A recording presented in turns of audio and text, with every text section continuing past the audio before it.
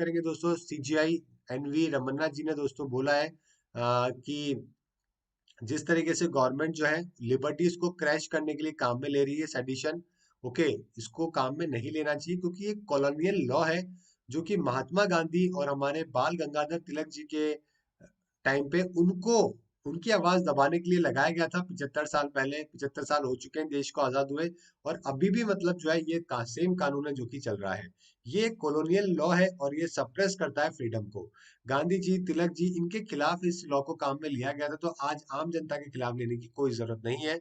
तो orally order दिया गया दोस्तों अटॉर्नी जनरल के वेणुगोपाल को और सॉलिसिटर जनरल जो तुषार मेहता को, जो कि सेंटर की तरफ से पैरवी है जो कि करने आए हुए थे। सीजीआई ने बोला कि जो ये सेडिशन है ना, जो सेक्शन 124 ए है इंडियन पेनल कोड का, ये बहुत ही मिसयूज किया जा रहा है गवर्नमेंट के द्वारा। ओके, ये एक तरीके से कारपेंटर, आप ये समझिए कि कारपेंटर को एक लकड़ी काटने के लिए बोला था लेकिन वो पूरा का पूरा फॉरेस्ट काट देता है। कुछ इस तरीके का ये कानून है जो कि यहाँ पे बना है, अभी आज के टाइम पे चल रहा है। बहुत सारी स्टेट की जो लॉ एनफोर्समेंट एजेंसीज है, सेंट्रल की एनफोर्समेंट एजेंसीज है, वो सिर्फ और सिर्फ फ्री एक्सप्रेशन को दबाने के लिए, एक्टिविस्ट को, जर्नलिस्ट को जेल में डालने के लिए, स्टूडेंट को, सिविल सोसाइटी के मेंबर को जेल में डालने का एक तरीका है जो कि बन चुका है अगर वो उनके खिलाफ बोलते हैं तो। ओके, ये देखिए मैंने कल आपको चिलिंग इफेक्ट के बारे में भी बताया था कि अगर सीधी तो उंगली से घी नहीं निकले तो लोग क्या करते हैं, उसको दूसरे तरीका निकाल लेते हैं।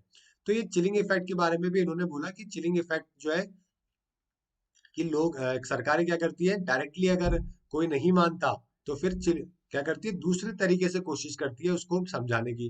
तो ये चिलिंग इफेक्ट के बारे में भी इन्होंने बताया था। और ठीक है, इसके अलावा इन्होंने इसके फ्लोर के ऊपर इसको डिबेट करने के लिए भी बोला है। साथ में 1962 के अंदर जो केदारनाथ केस के बारे में बात करी थी जिसमें सुप्रीम कोर्ट ने सपोर्ट किया था 124 ए को, उसके बारे में भी बोला क्योंकि ये कानून बहुत पुराना हो चुका है। और चिलिंग इफेक्ट भी दोस्तों दुनिया के अंदर इसके बारे में बाद में पता है जो कि लगा है कि सरकार इस तरीके से भी काम करती है। ठीक है गाइज, तो ये पूरा का पूरा मुद्दा है। यहाँ पे थोड़ा बेहतर तरीके से समझाया गया है, ये जनसत्ता न्यूज़पेपर है, यहाँ पे पॉइंट बाय पॉइंट बताया गया है। ओके, यहाँ पे आप देख सकते हैं कि ये एक औपनिवेशिक कानून है जो कि महात्मा गांधी, हमारे तिलक साहब को खामोश रखने के लिए इस्तेमाल किया गया था। क्या 75 साल बाद में भी देश के इस कानून की आवश्यकता है? दूसरा पॉइंट यहाँ पे कानून के दुरुपयोग को बताया। तीसरा पॉइंट यहाँ पे दोषारोपण नहीं, हम इन्होंने बोला कि हम किसी भी सरकार के ऊपर दोष नहीं लगा रहे, लेकिन जिस तरीके से आईटी एक्ट की धारा 66 ए का जो इस्तेमाल किया जा रहा है, जिसके बहुत सारे लोग खामियाजा भुगत रहे हैं, जो कि ऑलरेडी मना कर दिया गया है यूज करने के लिए, फिर भी लोग, सरकारें यूज कर रही हैं। इससे लोग जो है वो बहुत ही भयभीत हैं। गांव में किसी को भी सबक सिखाने के लिए पुलिस वाला जो है इस तरह के कानून को काम में लेता है और लोग भय डर जाते हैं। तो इसकी मंशा और हकीकत के बारे में यहाँ पे बात करी गई है। ठीक है गाइज, चलिए, ठीक है। और आप देख सकते हैं 2016 से लेकर 2019 का ही यहाँ पे बताया गया है कि 160% जो है ना, इसके मामले जो है वो काफी बढ़ गए हैं। और बड़ी बात बताया गया है, इसके अंदर जो कन्विक्शन रेट है वो भी बहुत ही कम है, यानी कि आप कानून लगा तो देते हो लेकिन प्रूव नहीं कर पाते, है ना। तो कन्विक्शन रेट भी इसकी बहुत ही कम है। तो यहाँ पे जनहित याचिका पे सुनवाई करते हुए सुप्रीम कोर्ट ने सरकार से सवाल है जो कि पूछा है, ये सारी जानकारी मैंने आपको यहाँ पे दे दी है। ठीक है गाइज, चलिए आगे बात करते हैं। यहाँ पे आप देख सकते हैं, आपसे पेपर में पूछेंगे कि कब इसको बनाया गया था। तो ये आईपीसी की धारा 1860 के द्वारा दोस्तों सेक्शन 124 ए है जो कि लाया गया। इसमें यह है कि अगर आप वर्ड के माध्यम से, रिटर्न के माध्यम से, साइन के माध्यम से, रिप्रेजेंटेशन के माध्यम से, है ना, अगर किसी भी प्रकार से इस तरीके से कोई हेट्रेट या कंटेम्प्ट होता है जिससे गवर्नमेंट के खिलाफ डिस अफेक्शन बढ़े, तो आपको पनिश किया जा सकता है। अब यार अगर फॉर एग्जांपल गवर्नमेंट ने कुछ गलत किया है, तो अगर कोई भी बंदा स्पीच दे रहा है उस कानून के खिलाफ, तो ऑब्वियस बात है ना कि एक तरीके से डिसअफेक्शन ही उसके स्पीच से जो है वो बढ़ेगा सोसाइटी में। और बढ़ना भी चाहिए ना, ये तो एक अवेयरनेस का पार्ट है। जब तक पॉलिटिकल लीडर, चाहे वो किसी भी पॉलिटिकल पार्टी का हो, सरकार के खिलाफ सरकार ने क्या किया है वो नहीं बोलेगा तो आम जनता को कैसे पता लगेगा? आम जनता को तो पता ही नहीं चलेगा। तो इसको एक तरीके से उस आदमी को क्या कर दिया जाता है, जेल में डाल दिया जाता है। इसमें दोस्तों पनिशमेंट भी जो है वो इम्प्रिजमेंट तक है, फाइन भी इसमें लगाया जाता है, 3 साल तक की सजा इसमें और भी है। सबसे पहली बार इसका मामला 1962 के अंदर आया, जो लैंडमार्क जजमेंट है ना उसमें, Kedarnath versus state of Bihar.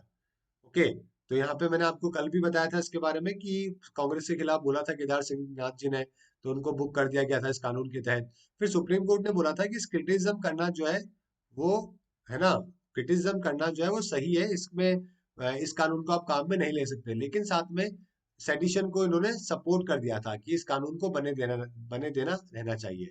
1962 की बात है, तब चिलिंग इफेक्ट नहीं था। 1982 के अंदर भी सेम हुआ। क्रिटिसिज्म जो पार्लियामेंट के अगर क्रिटिक करता है तो उसको सेडिशन नहीं माना था गवर्नमेंट, सुप्रीम कोर्ट ने।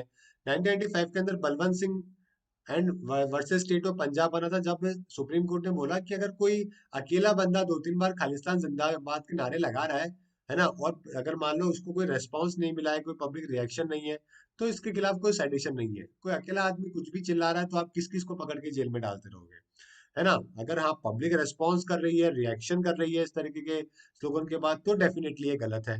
तो ये सुप्रीम कोर्ट के लैंडमार्क जजमेंट है जो कि आए हैं। पूरी दुनिया में देखिए गाइस, तो यूएसए ने भी इस कानून को ऑलमोस्ट ऑलमोस्ट खत्म कर दिए हैं फ्री स्पीच को प्रोटेक्ट करने के लिए। यूके ने दोस्तों लास्ट केस जो है 1947 में देखा था। आप देखिए कितने पीछे हम लोग। यूके में 1947 में लास्ट टाइम ये केस देखने को मिला था, मतलब जब वो देश आजाद हुआ था हमारा, और आज हम लोग 2021 में इसके धड़ल्ले से काम में ले रहे हैं। ओके, तो मॉडर्न डेमोक्रेसी को जिंदा रखने के लिए उन्होंने इसको अबॉलिश कर दिया फाइनली 2009 के अंदर। नाइजीरिया जैसे की बात करें तो नाइजीरिया में भी लॉ है इसको लेकर, है ना, लेकिन 1979 के बाद में ये पूरी तरीके से केसेस बहुत कम हो चुके हैं। ओके, मलेशिया की बात करें तो कॉन्स्टिट्यूशन के अंदर freedom of speech and expression की गारंटी है, लेकिन अभी भी वहां पे मलेशिया में तो इस लॉ को काम में लिया जाता है। ऑस्ट्रेलिया ने भी दोस्तों इसको ऑलमोस्ट खत्म सा कर दिया है। न्यूजीलैंड ने तो 2007 में इसको अबॉलिश कर दिया है। तो ये दुनिया की कुछ मॉडर्न कॉन्स्टिट्यूशन डेमोक्रेसीज है जहाँ पे इसको अबॉलिश कर दिया गया है वहां पे, या फिर उनके डिसयूज को बंद कर दिया गया यूज करना। तो ये कुछ देशों का यहाँ पे देख सकते हो आप। हमारे देश में बात करें तो सबसे पहले दोस्तों 1920 सेंचुरी की बात करें तो ये 1891 में कानून को पहली बार काम में लिया गया, जोगेंद्र चंद्र बोस जी के खिलाफ।